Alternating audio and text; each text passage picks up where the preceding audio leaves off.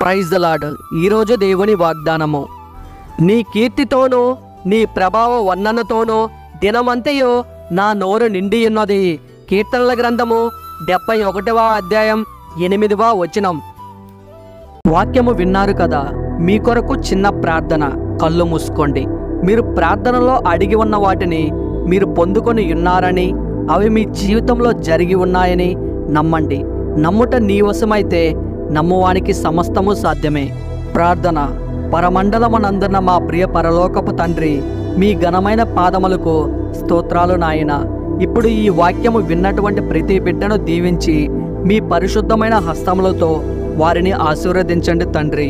వారి కుటుంబంలో ఎవరైనా రోగులు ఉంటే వారిని మీ కుమారుని రక్తముతో కడిగి స్వస్థపరచండి.